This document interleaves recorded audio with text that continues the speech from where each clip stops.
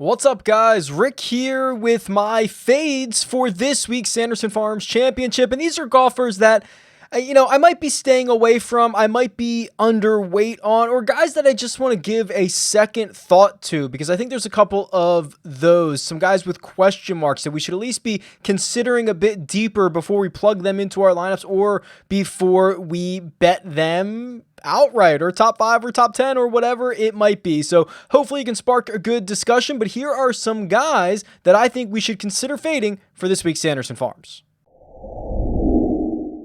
Let's just start at the top with Scottie Scheffler, and I think there's a lot of question marks outside of his game, right? I mean, he's been phenomenal in his last 6 starts. He's been piling up top 10, top 15 finishes everywhere. He played well, obviously, at the PGA Championship and the Northern Trust. And if you remove the staggered start from the Tour Championship, only Xander Schauffele beat him that week. So it's been incredible. But Scottie Scheffler tested positive for COVID a handful of weeks ago. It forced him to withdraw from the U.S. Open. And I wonder how much that impacts his game, right? Does it stop the momentum? I'm certainly not trying to speculate on if COVID is going to affect his golf game, but it's now 3.5 weeks off. I assume there was some level of quarantine involved in his last couple of weeks. Whether he was able to swing a golf club or not, I have no idea. But I think the bigger thing is now Scottie Scheffler, with these question marks, is injected into the top of the player pool. He's injected into the top of the betting board. I mean, 11,400, that's the most expensive he's ever been. 11 to 1, 12 to 1, depending on where you're getting him. Those are the shortest odds he's ever had. So you put all of this together, a guy who I think is clearly, from when we've seen him play last, the best player in the field, also particularly could be garnering a lot of ownership. I have him at 23% ownership on DraftKings. All of these question marks, as expensive as he's ever been, as short as he's ever been, I do think you have to take pause there and say, do I want to invest in an $11,400 golfer in the DFS side of it, who's going to be 23% owned, who I have no idea what he's been doing in the last 3.5 weeks? The answer might be yes. I would just like you to consider that might not be the best option in a sport that is already crazy volatile, especially with the withdrawal of Louis Oosthuizen. There's a big void at the top, and if you can avoid the really tippy top of the player pool in for DraftKings purposes, you alleviate some of that. You get a little bit of salary cap relief. You can start your lineups a little bit lower. I think it's interesting. So I definitely have pause with Scottie Scheffler. I think he's the best player in the field, but it does not come without a bunch of concerns.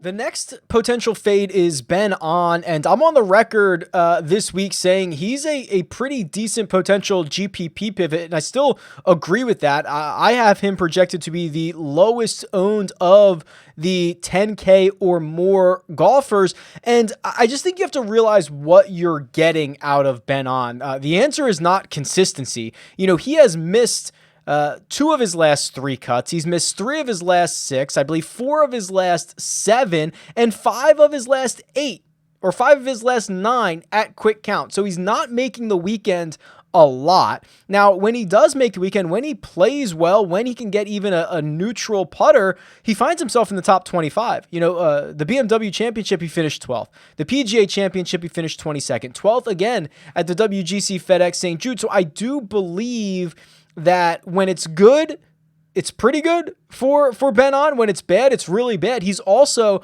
the most expensive golfer in this field who has lost strokes on average since the tour's restart. That's right. He's a negative player over the course of the restart. It's probably because of all of those missed cuts adding up. The handful of times he does pop off and finds a bit of success, kind of evens it out a little bit. But that's what you have to realize you're getting with Ben On. If you're looking for a GPP high upside pivot, I think he's great for that. If you're looking for someone to offer some stable salary cap relief from Scottie Scheffler or Sung Jae Im or something like that, I think you're a little bit crazy. I don't think that's a great way to deploy him. So really know your format and what you're looking for in your lineup when you are considering deploying Ben On. Corey Conners is another guy that I have a lot of question marks about. You know, we get to these situations where we say what a great ball striker Corey Conners is, and historically that's correct. And usually it's like, oh, you know, Corey Conners, because he's such a great ball striker, he's always going to hover around that top 25. If he has a really good week, he can go out and win the golf tournament like he did at Valero a couple of years ago. And I think all of that still definitely fits, but I mean, he's missed 2 cuts in a row, including a really disappointing one at Corrales Punta Cana, which he was probably one of the better players in the field. He's missed 4 of his last 6 cuts, and he does not have a top 15 finish, even a top 15 finish since the Sony. That was in January. I mean, it's been a while, and if you look at his strokes gain database, his round by rounds, even the thing that he's really good at, you know, off the tee, on approach, he's been fine. I wouldn't even say he's been up to his standards as of late. There was a 3 tournament stretch from the PGA Championship to the Northern Trust where he was almost field average with his irons. At the U.S. Open, he was a little better than field average off the tee. I mean, we just need bigger numbers there from Corey Conners if he's going to be as poor around the greens and on the greens as he is historically and as he continues to be. So I think we're losing a little bit of that ball striking prowess from Corey Conners. It's being reflected in his results, and I really think a miscut at Corrales last week is a pretty big red flag. I'll be very interested to see how he responds this week at the Country Club of Jackson. Straightforward course. Everything is right out there in front of you. This is an interesting spot for him. I'll be very intrigued and following along closely with how he responds this week in Mississippi. Let's talk about Emiliano Grillo, and there was a spirited discussion about Grillo in the YouTube comments from last week, and I think one guy was saying, I'm not giving him enough love, and I'm not sure that's the case. It might be the case. I don't know, but here's how I feel about Emiliano Grillo, and this, you could almost translate this from Sanderson Farms to any other week. I think he's going to be fine. Right? I mean, the problem is the putter. It's always been the putter. He's going to be fine from tee to green. He's going to be one of the worst golfers on the PGA Tour when he gets to the green. Ranked outside the top 180 in strokes gained putting in each of the last 2 seasons. And the other issue with Grillo, and this is why he's almost always a fade for me, is there's really not a ton of natural fits. I believe that he's going to win again, right? I mean, he won... My God, what was that? 2015 Fries.com. What's that called now? Safeway. I think that's his last victory. So it's been 4 or 5 years. Might be his only victory on the PGA Tour. He's got a couple of Korn Ferry Tour wins. I don't think you're going to know when it's coming. I don't think that you're going to be able to see the trajectory of Grillo building towards a victory. It's going to be the random week that he gains 2 strokes putting. That's the week he's going to win.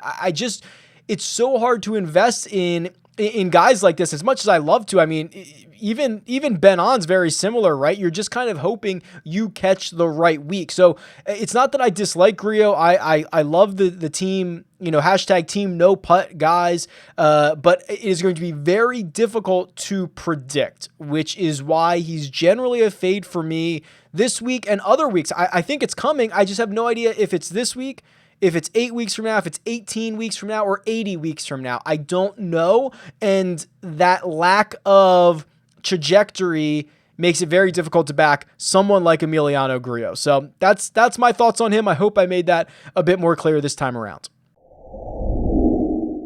And then finally, Hudson Swafford, and I don't really have the numbers to back all of this up, but you know what happens to a lot of guys on the PGA Tour, and rightfully so, after they win a golf tournament for the first time in a while, and they're not as motivated for a while. They got their card locked up, they got some extra spending money in the bank, and maybe playing at the Sanderson Farms in Jackson, Mississippi is not your top priority. I was actually a bit surprised he didn't withdraw from this event. Swafford's still in there for his 8:11 a.m. tee time on Thursday, which was kind of a shock to me. I thought he was going to pull out of this, but the only evidence that I have, and a little anecdote about Hudson Swafford, is after he won in 2017, actually before he won, he was in the midst of, at the time, what was the longest active cut streak on the PGA Tour. I think he was up to 18 made cuts in a row. We were plugging him into every single one of our DraftKings lineups every single week, and he was just finding a way to make the cut.